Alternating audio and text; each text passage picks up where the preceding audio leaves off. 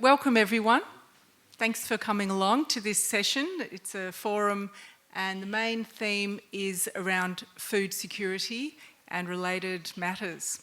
But first of all, we'd like to acknowledge that we're gathered on Nipaluna country in Hobart, and this country sustained the Palawa people for tens of thousands of years. So let us learn from those times when the Palawa lived peacefully with country as we strive now to connect with the land as a source of sustenance that we nurture as it nurtures us. So before we start with our speakers, and I'm going to introduce them shortly, I was just wondering if anyone here, and this is where you get to put your hands up, has ever experienced real food insecurity, as in hunger and no more food in the cupboard or available? A couple of people, all right. But most of us have not, and we do tend to take an incredible abundance of food for granted, which we're very fortunate to be able to do. But I'm sure those people who just put their hands up have got a story to tell. Unfortunately, we don't have time right now, but I just thought it'd be interesting to know, because we think about food security, but most of us haven't really experienced it.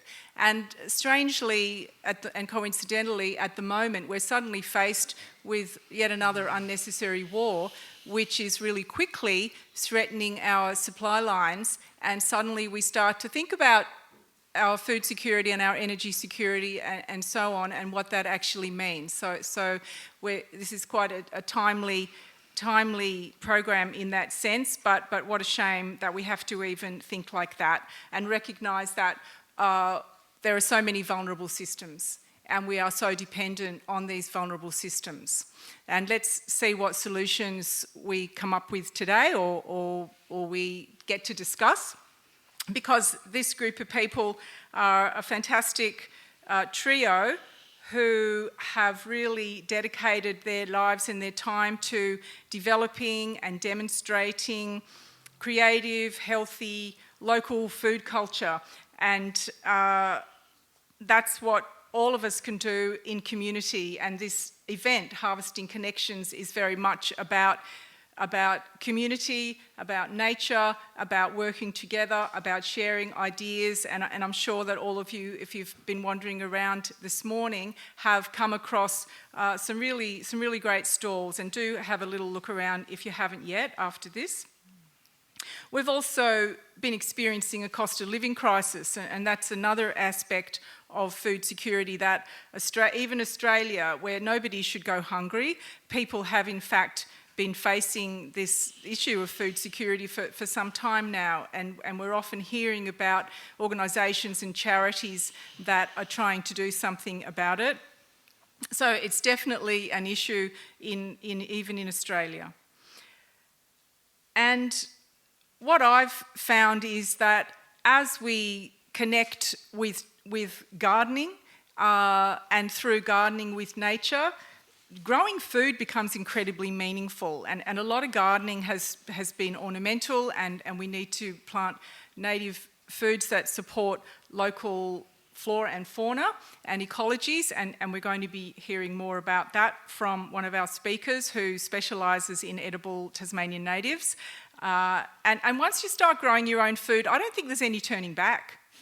You realise what you've been missing out on, and you know, for so many years I never bought a lettuce, and I remember there was a dear old friend of mine, she's passed away now, but she had the most extraordinary vegetable garden, and I saw her down in the local shop one day staring at the lettuces, and she was wondering if she should buy one. I said, no, don't do it, you've got other things that you can, and I've also felt like that even if there's not a lettuce, there's rocket or parsley or you know, some greens, because what you buy in the shop just doesn't compare. So these are some of the solutions, and it's also an inspiring way to live. And as we develop that relationship with nature, so many other things change. So let's see who we've got here today. And we've got Rees Campbell, and Rees, of course, loves nature, and she's from Wynyard, and in Wynyard she's got an incredible garden. They call it the Murnong Wild Food Garden, and she and her husband grow over 130 species of Tasmanian edibles, focusing on Tasmania, which is quite extraordinary. I'm sure you'll agree. They also grow the regular fruit and veggies, and Rees loves to develop ways of preparing all of these edibles. So we'll be hearing a bit more about that from her, and she's written some fabulous books. Eat Wild Tasmanian, Eat More Wild Tasmanian, and the seaweed supplement. So seaweed's another story altogether.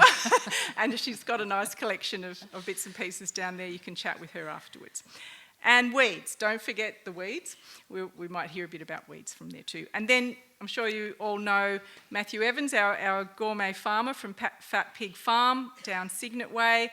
And we know Matthew as a broadcaster, a chef, an author, and most recently the founder of a festival called the Grounded Festival, which is only a couple of years old and is held in a different state each year, and we'll hear more about that from Matthew as well. It's going to Victoria this time. And fabulous book, Soil. Really highly recommend that if you have been reading bits and pieces about the intricacies and the importance of soil life. This book by Matthew really goes into it in detail, and we'll be also hearing more about that directly from him. And of course, the role of community. Matthew's been responsible for all manner of community events and even through the television program, really connecting, showing the importance of those connections. And then we've got Sharee McCammon over here, scientist, mother and soon-to-be grandma, lives in the Huon Valley.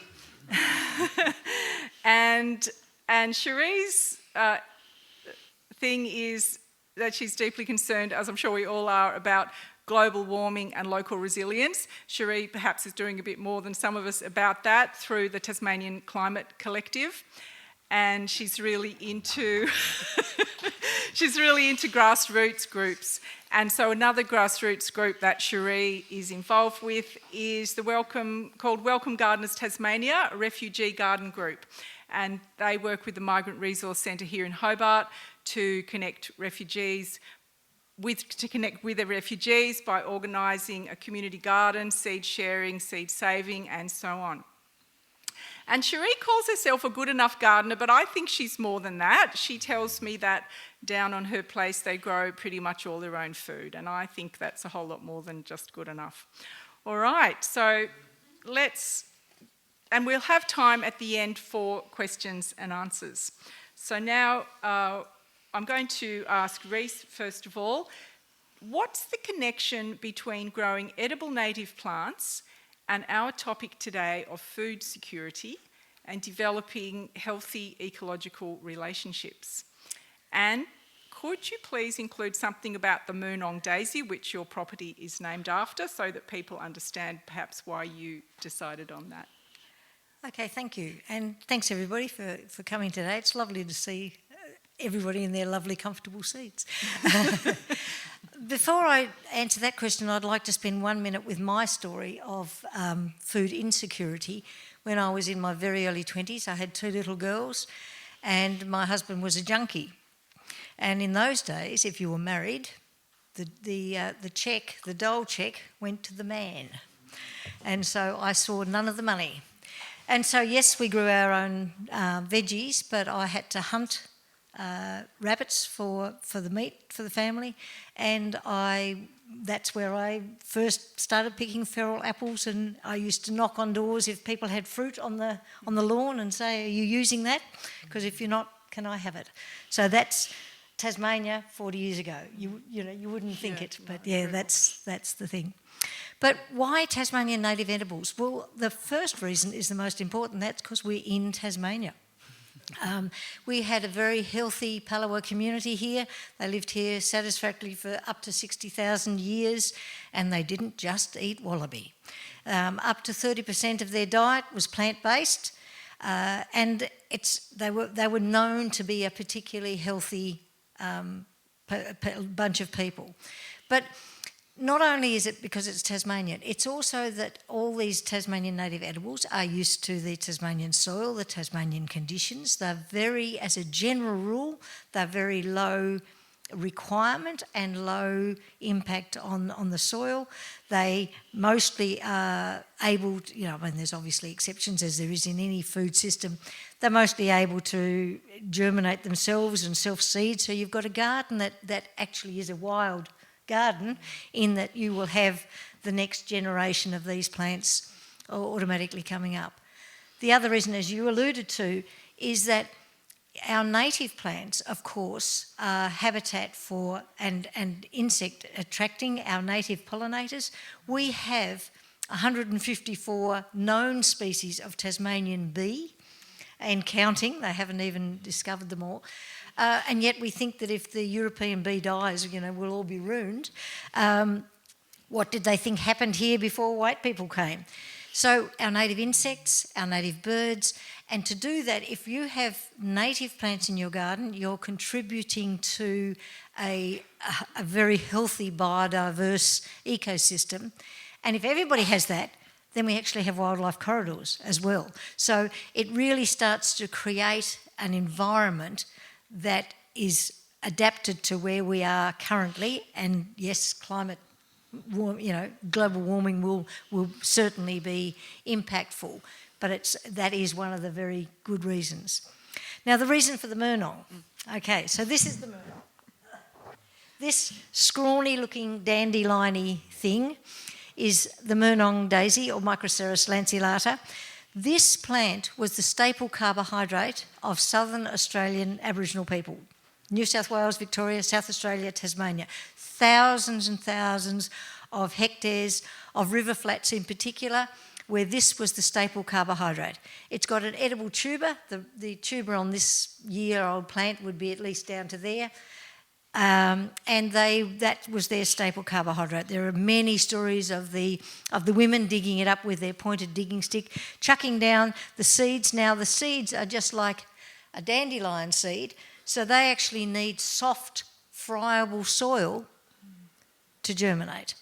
As soon as whites came along, we had sheep, rabbits, cattle, all of which, and wheeled vehicles that compacted the soil. So we thought that it would be great to get the Murnong back into the environment. So that's why our garden's named that. And there are 3 Murnong plants there. The first 3 people who put their hands up now. 1, 2, 3. Okay, there's a Murnong for you.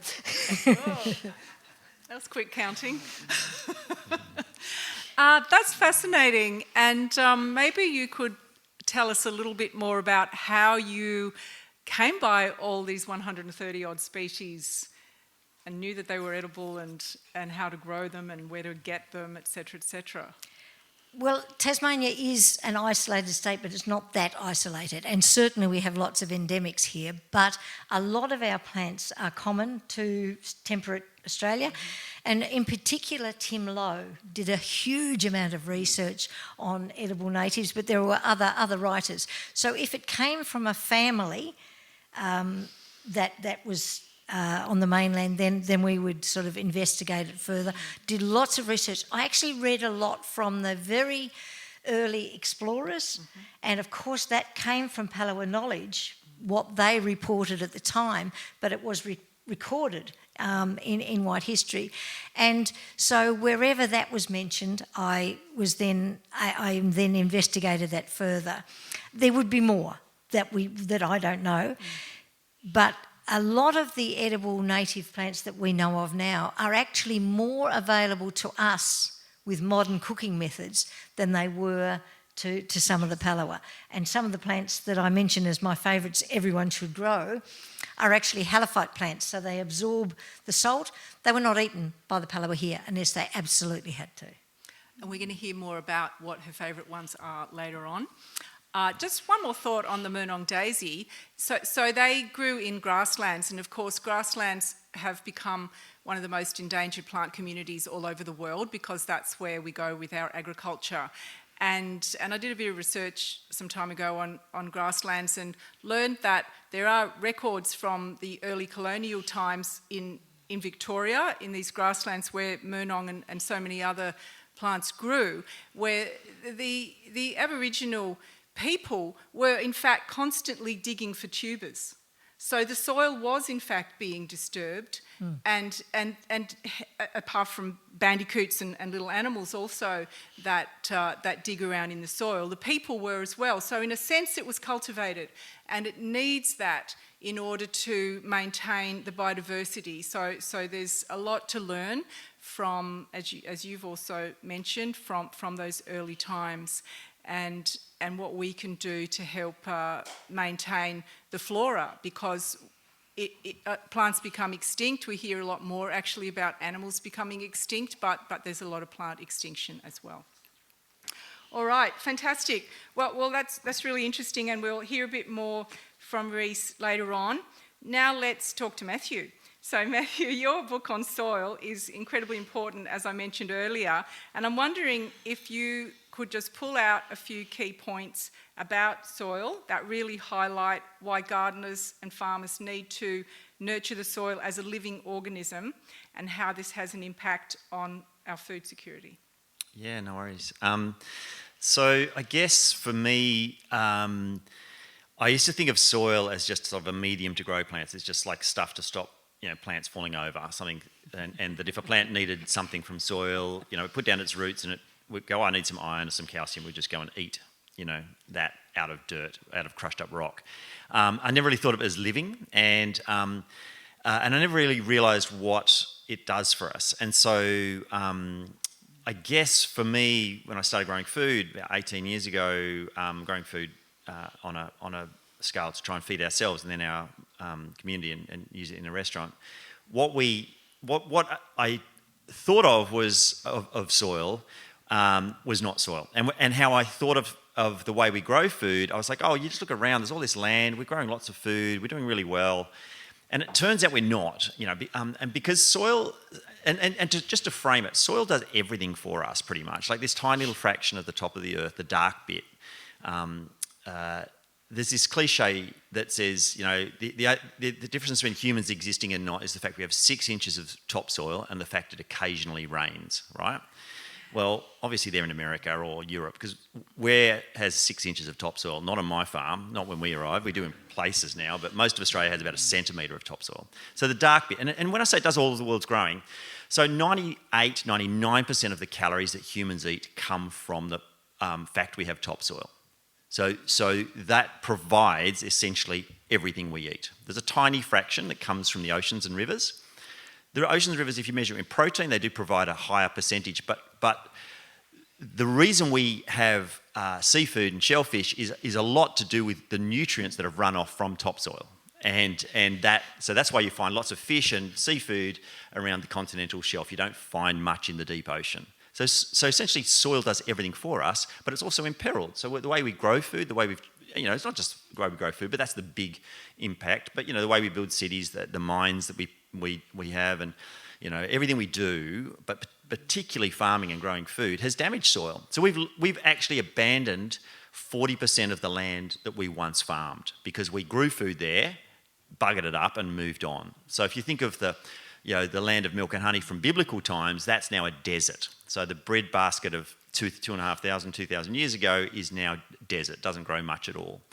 And so when I look out and I go, oh, there's lots of land, and you go out here and go, oh, there's every little patch of land's growing something. What's actually happening globally, we're losing land at crazy rates. We're losing about a soccer pitch worth of usable land every 5 seconds. That's to soil erosion, wind erosion, and desertification, sometimes salinity.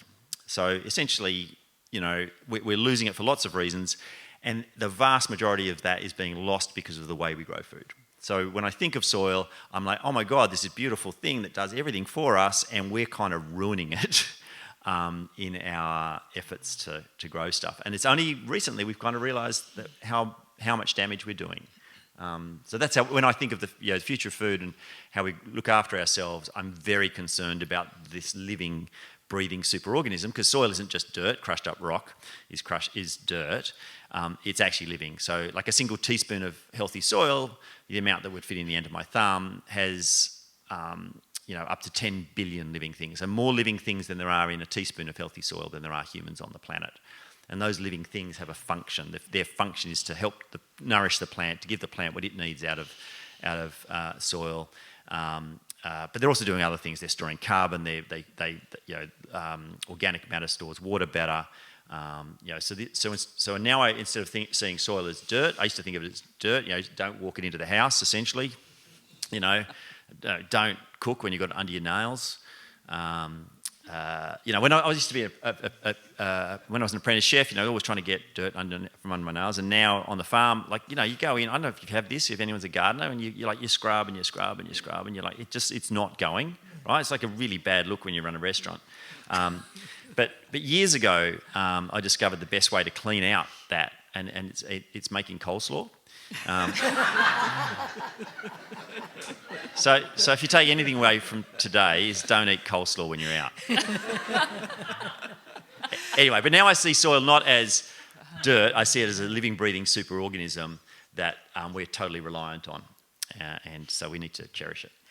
Perhaps you could add to that by talking a little about nutrition, the nutrition of the vegetables we eat, and hydroponics is a thing, and in some countries they really rely on hydroponics, and I think Australia has a lot more hydroponics now than it ever did before. It's a very sort of clean, controlled way of growing things, which industrial agriculture quite likes, but maybe we're missing out on something when we're just supplying the basic nutrients. Is that something you've... Yeah, so there's a lot of research being done, and a lot of research up until recently was on...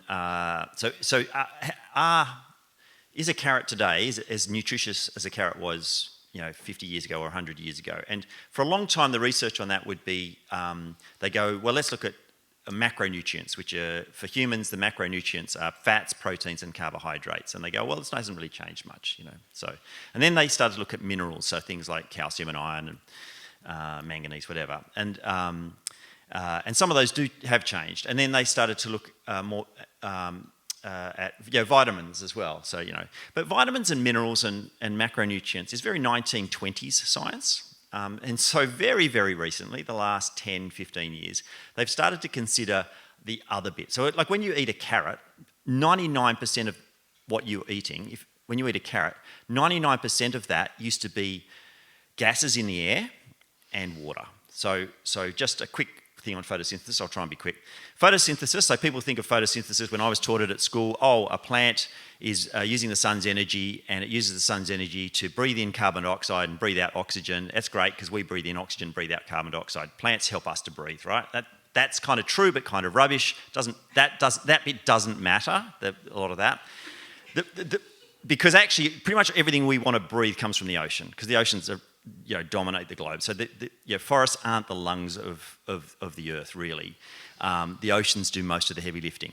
The important thing with photosynthesis is, yes, a plant does use the sun's energy. Each green chloroplast is the original solar panel. They do take in the sun's energy, and they use the sun's energy. They do take in carbon dioxide from the atmosphere, and they take in water usually from their roots. And they use the sun's energy to split those two things apart, carbon dioxide and water, and they recombine it as carbohydrate. So a plant makes sugar out of thin air, out of this.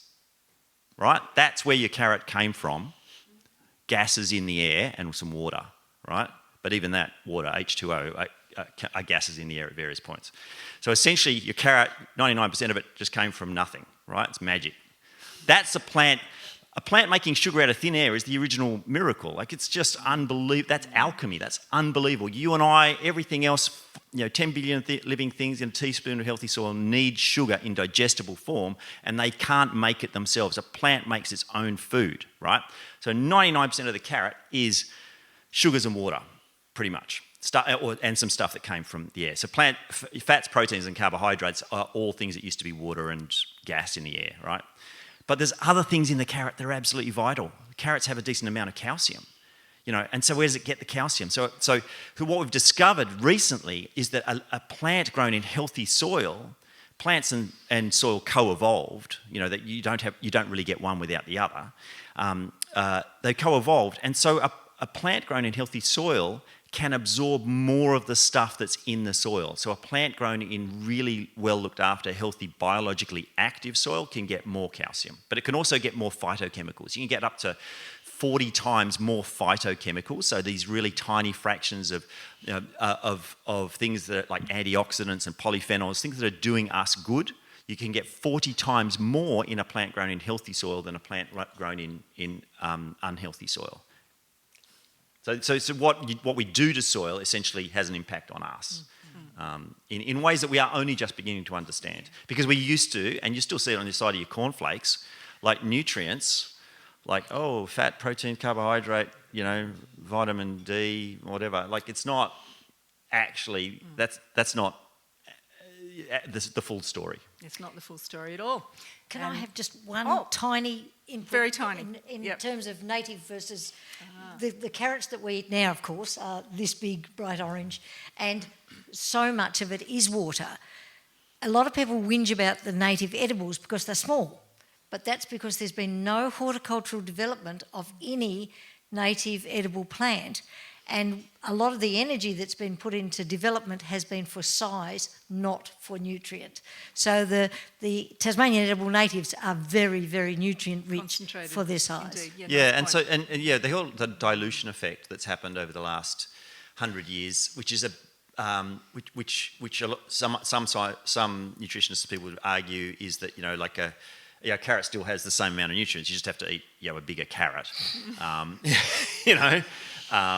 Because a farmer doesn't get paid on nutrient density; they get paid on the weight of the carrot. So we have what's called the dilution effect, and that's beyond the healthy soil question. Yeah. Fantastic, and you may have heard there's been a lot in the last number of years, a lot more information around about the fungi in the soil, the mycorrhizal fungi they're called, that have an interaction with plant roots, and that's also a really important part of how nutrients are extracted from the minerals in the soil and made available to the plants, and then only then can you have those nutrients in the plant itself, and be less dependent on fertiliser. So there's a lot to it, and great book. All right, let's talk with Sharee. So Sharee, as a scientist and mother, you've made climate activism a priority. And as food gardeners, we're wondering, how can we maximise our impact in terms of both climate adaptation and mitigation? Boy, where do I start? I'd like to start also by thanking these guys, because what a wonderful interaction from very different perspectives to get that overlap of what you were just talking about. I didn't realise that about the density. You look at them and they're so small, so thank you both. I think it's becoming very obvious how vulnerable our food systems are. We're all focusing at the moment on the fuels, the fossil fuels coming through the Hormuz Strait, and we talk about 20% of the fossil fuels are coming through there. A third of our fertilisers come through there. Who's talking about that? Our food production, our industrial food production system is entirely fossil fuel based. That's where our fertilisers come from, that's how it's transported, that's how it's made to be so poor in nutrition that Matthew's been talking about. And so we're very vulnerable when these systems collapse. It's also, the industrial food production system is incredibly wasteful. Some people here may already know that we have a huge food waste problem, and of all the food waste in the industrial system, about a third of it, roughly, we can argue about the numbers, about a third of it happens on the farm or in those early distribution systems. The sad news is the other third is us. We all think we do a really good job with our food waste, but we're actually pretty bad at it. I was lobbying Hill Street for a while and some other supermarkets trying to reduce their food waste. If anyone's ever done dumpster diving, you see just how much is thrown away and you think, oh my God, that's awful. It's about 10% of the total food waste. And if food waste was a country, it would be the third highest climate polluter in the world. So that's the system that feeds us. And it's really vulnerable. Why would we be supporting this system? So the local food production is absolutely where we need to go so that we can reduce our emissions, which is what we in the Climate Collective are trying to get everybody to do. And it also makes us much more resilient. So Tasmania is at the end of very long supply chains. Who do you think is going to be at the end of the food supply system that is going to feed us? Yes, we do pretty well. We grow quite a lot here. Not all of it. So it's something we need to change. And when I moved to Tasmania from the mainland as a mortgage migrant a few decades ago from Sydney, I thought, okay, I've got the solution. I'm going to grow my own food and become self-sufficient. And that wasn't quite right. What we actually need, and I think we have Hannah Maloney or maybe others to thank for this phrase, that we need community sufficiency. So we need all of us. I can't be safe as an individual. We all have to be safe together. So, and if you think we've got, concentric circles of our resilience, so I can be resilient in my home garden, but what's more important is to be more resilient as a broader community, so that I've got excess zucchinis, and I actually have some friends who don't, believe it or not. Oh. And they're, I know, amazing. I'd like to meet them. Yeah, I'm not telling you who they are. And so we can share our produce. When I've got excess seeds that you'll see on the Climate Collective stall at the other end, we can share them with everybody. And so we do need this community resilience to reduce our emissions and protect us from what's coming. Can I just already here. Can I just add something to that? Sure.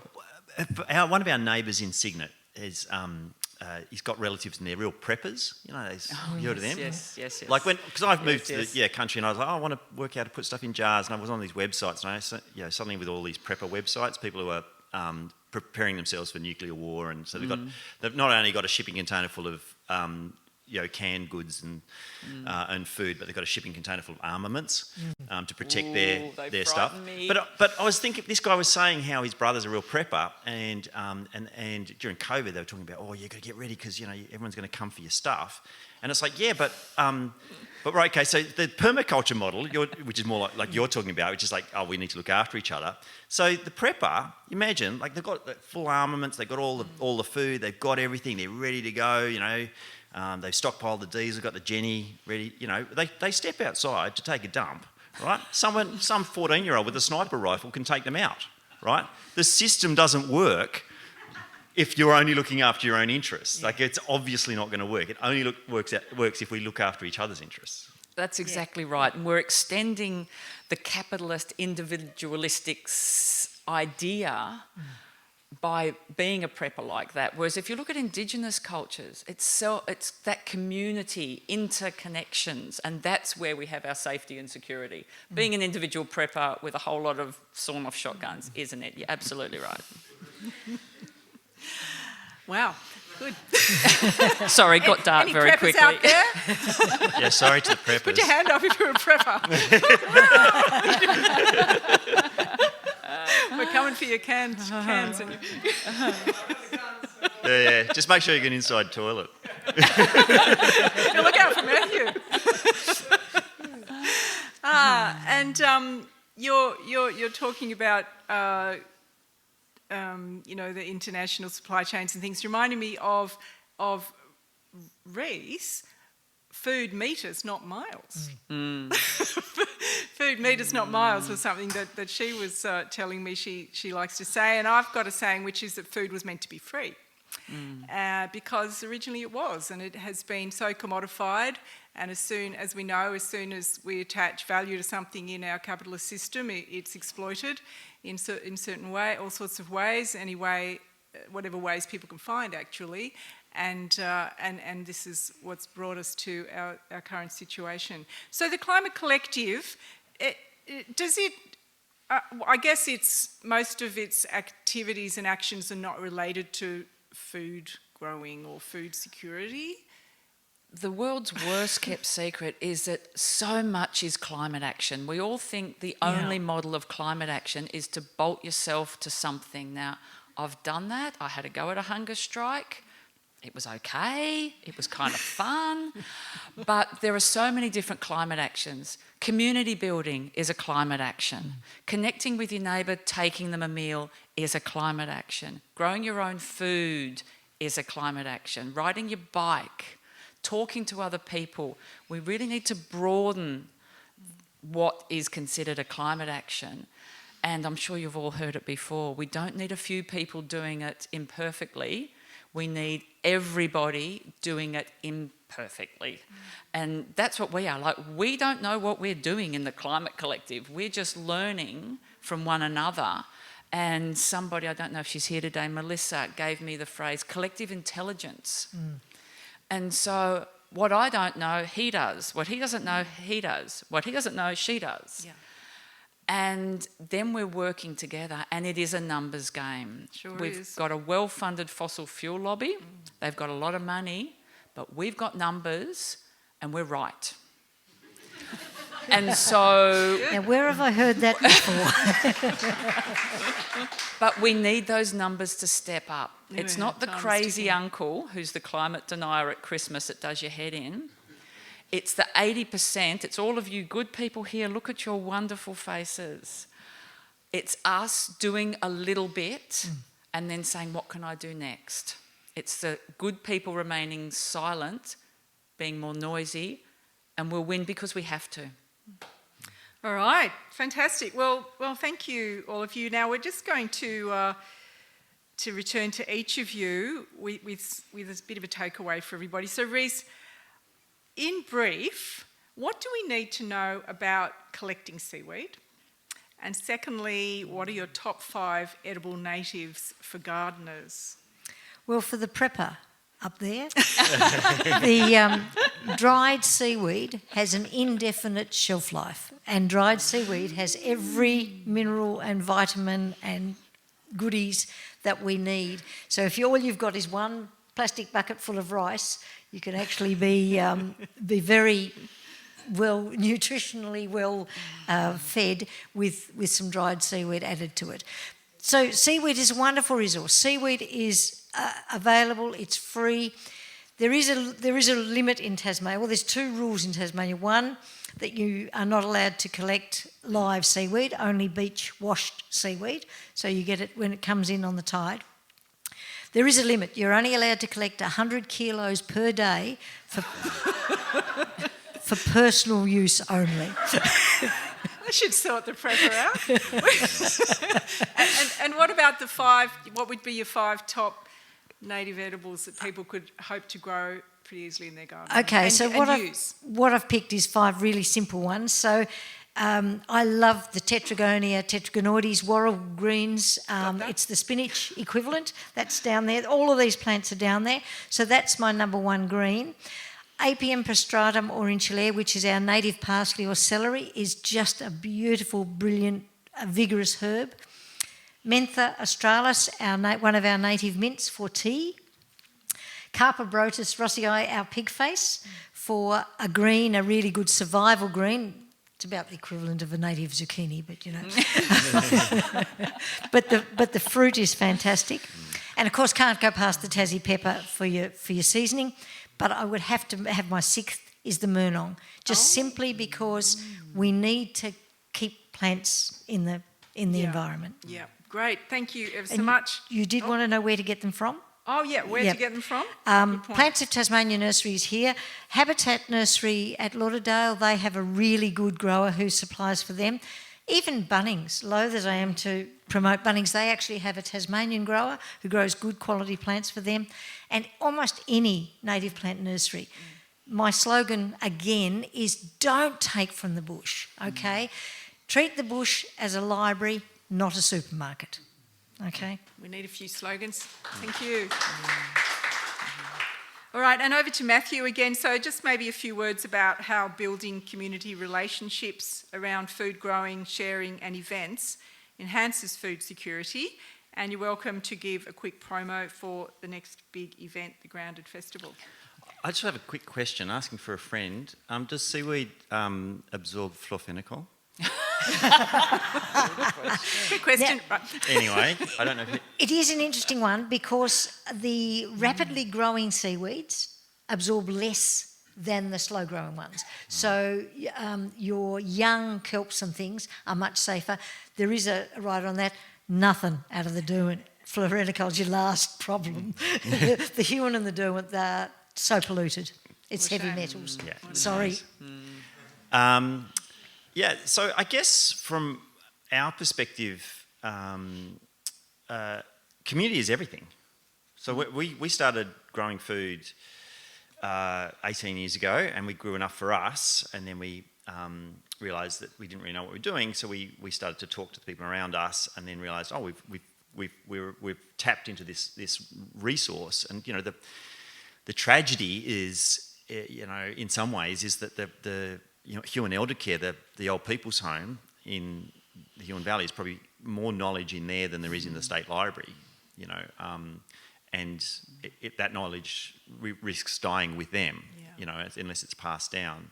And then we set up a restaurant. We employed gardeners and chefs and cooks, and what we thought was we were centering a restaurant, but we ended up building this community. So, you know, last night I was with our former chef and our former gardener going to see a band in Hobart, and this food is kind of the excuse to come together, whether it's a garden, whether it's a meal, but it's this, when we come together is when we build culture, is when we build humanity, when we build connection. And so I'm very blessed because I'm a chef by trade and then, you know, farmer by design now, but what I actually get to do is hang around with some really cool people and almost by accident build community. It's been lovely. Yeah, and Grounded Festival. Oh, Grounded is a festival we run which is about farming better. So I have a lot of questions about how we can look after the landscapes better and how we can look after humans better, and particularly look after the farmers who grow our food better, because you know, there's a really high mental health problem in the growing space.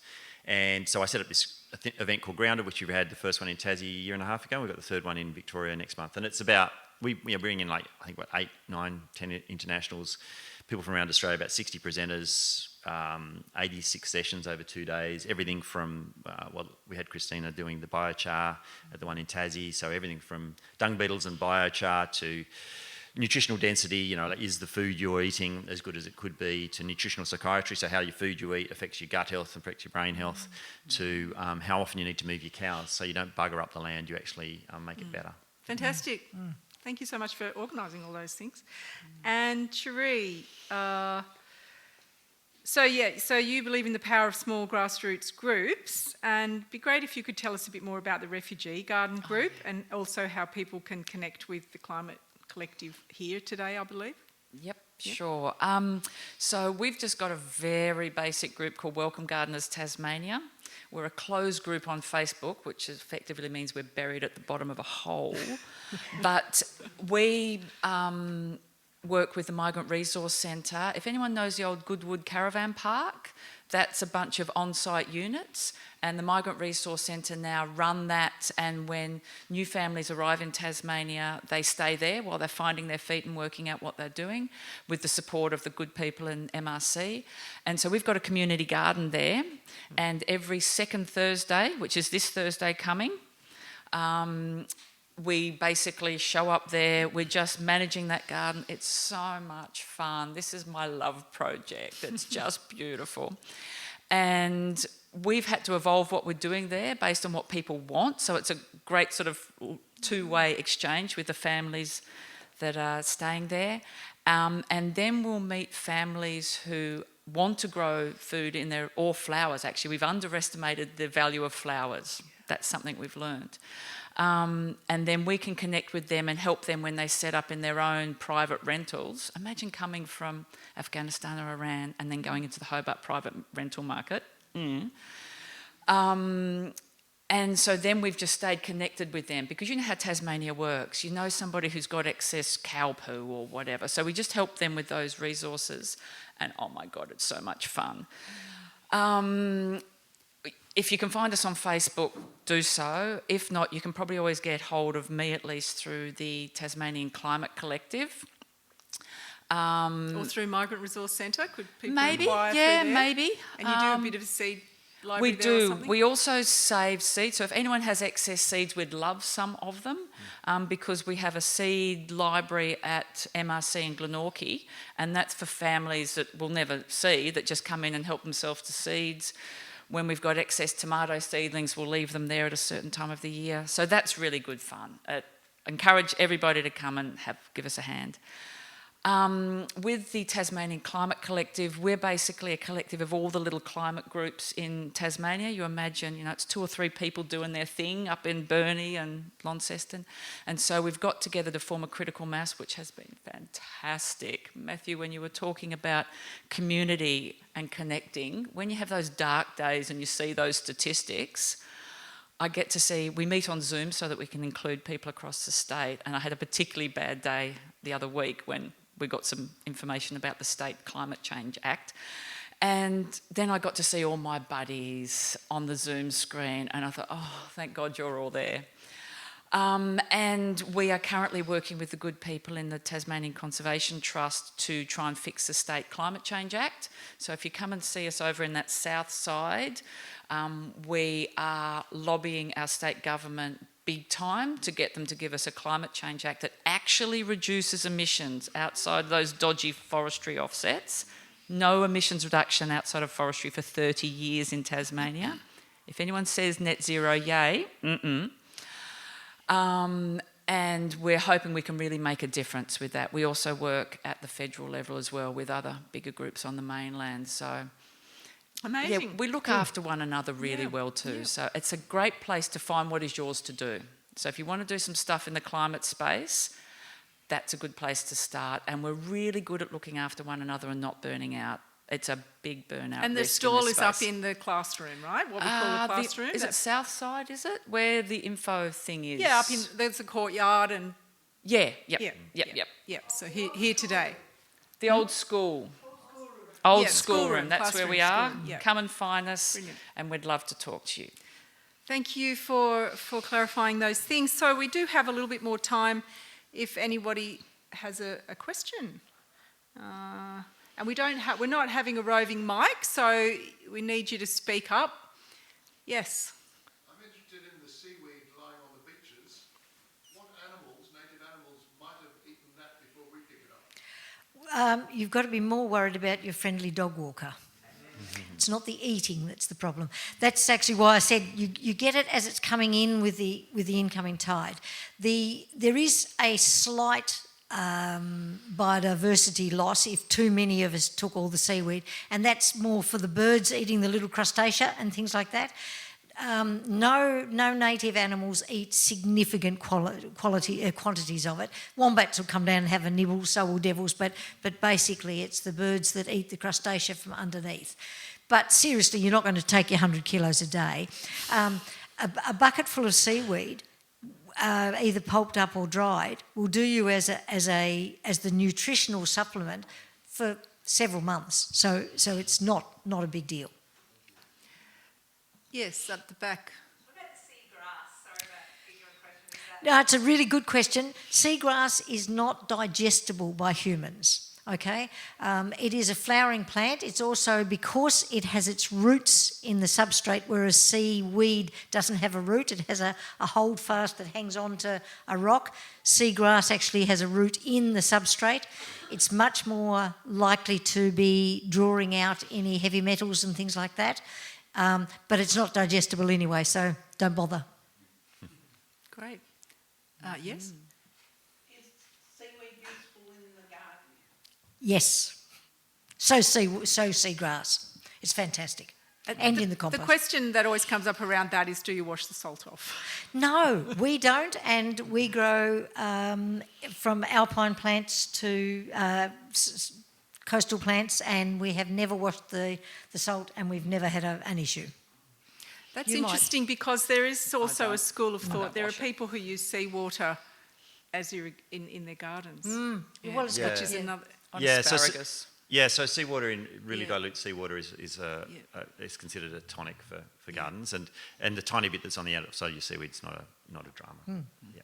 Great. And it's got, when it breaks down, it's got all these really cool long chain carbohydrates and all sorts of other stuff that hold moisture in soil and give soil really good structure, and it's like one of the soil superfoods. Yeah. It is indeed. It has plant growth hormones as well, and that stimulate growth additional to the nutrient content. So yeah, very interesting and wonderful, wondrous product. Yes, in the middle. Hey, my question's for Sharee. How is that new climate bill kind of articulating carbon emissions within the food system, and what is that? Are there any asks in that climate bill for reclaiming? So what's happening at the moment is there's a 1 in 4 year review of the Climate Change Act, and so that's why it's particularly important now. So the Climate Change Act exists, it's failed, is all you need to know. It's not helping us adapt to the impacts, and it's not significantly reducing emissions. So what we're actually fighting for is, as part of that review, to be a stronger Climate Change Act. And we want sector-based targets. We want an absolute emissions target instead of this net number that we get. We don't actually know how much each sector in Tasmania emits and how much they sequester, because they're lumped together as a net number. We also want an independent climate change body to take the politics out of it, so that we can just have experts. We've had it in Tasmania before, an independent climate change body, and then they could advise government, and we could actually get policies that will reduce emissions and help us adapt. And we also want a statewide adaptation plan. Now, these things are a minimum. In my quiet moments, I would rather have the whole act thrown out and completely rewritten to have science-based climate policies.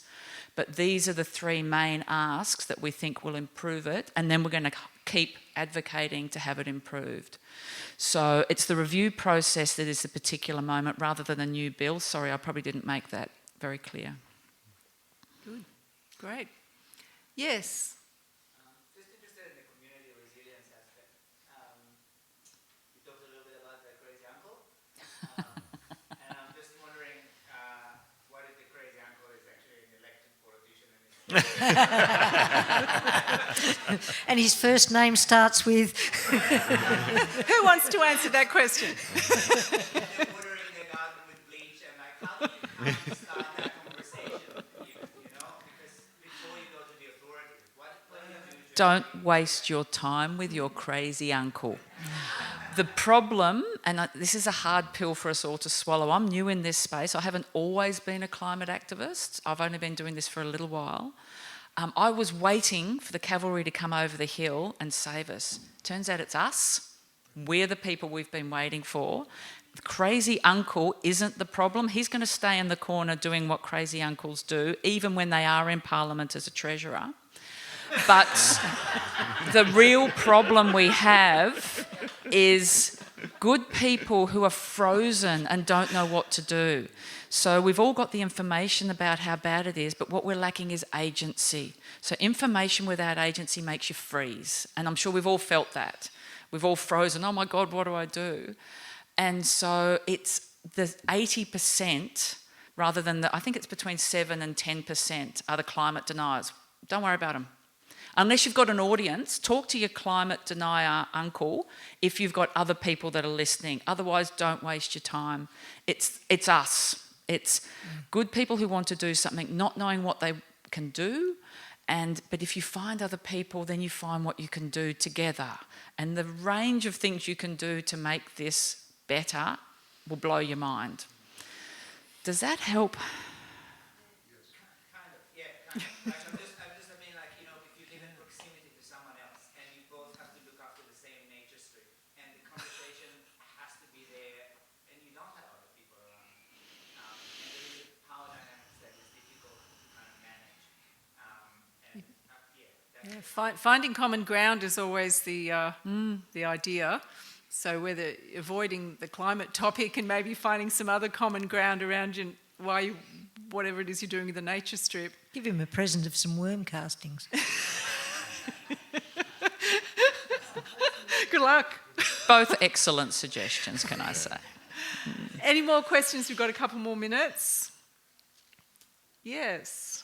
Sharee, with the migrant resource centre people, what's maybe a rented house or an apartment or some tiny space, perhaps with no garden.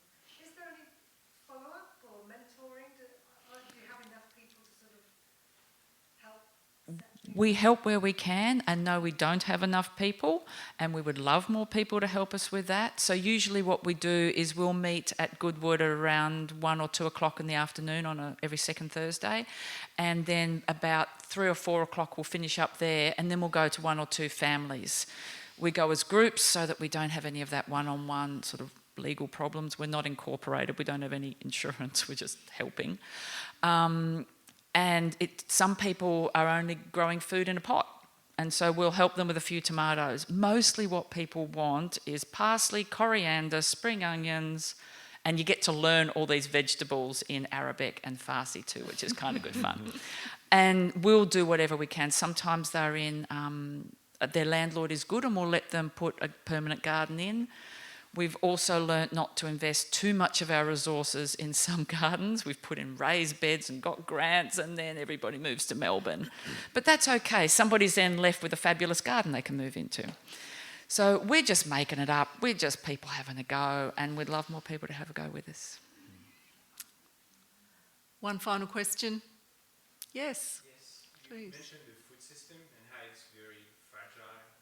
It's also very convenient, and I feel like it's going to stay the way it is unless there's a major crisis. What would it take to change this without the crisis? A change of values. Sorry, it's that simple and that complicated. So we choose what we value, and I know that's hard if you think we're in a system where we've got, you need 2 full-time incomes to pay the bills. There's lots of systemic changes that are needed. But one thing I often think about when I grow a fair bit of my food, I actually don't grow all of it, confession. So if anyone busts me at Scoop or Yamara, I do buy some food. The joy you can get out of your homegrown peas means that I don't have to fly to Japan for the joy that flight to Japan would give me. And so when you've had your homegrown blueberry or your murnong that you've got going, and it's just changing what we value, and that does mean probably changing conveniences. Does anybody else have anything to add on that? I'd just say slow food instead of fast food. Crisis is a catalyst often for change, and it's not just about the fuel supply. A lot of regenerative farming actually goes on around Australia, and in my reading, often those farmers have been prompted by serious drought. So crisis in their own little world of farming has caused them to question the way that they farm and completely transform. And when you're talking, Australia actually has the most area under organic growing of any country in the world because we've got such vast farms. So if a beef farmer goes organic, it's a huge area of land. And there's some really, really inspirational stories around regenerative agriculture on really big scale. Like we're talking wheat farmers and sheep and cattle farmers and so on. So yeah, crisis is an unfortunate need often, but it's there in many guises. Yeah, for system changes that we need. All right, we need to wrap up. It's been really wonderful. Thanks for all your questions, and thanks to our fabulous panel, and good that we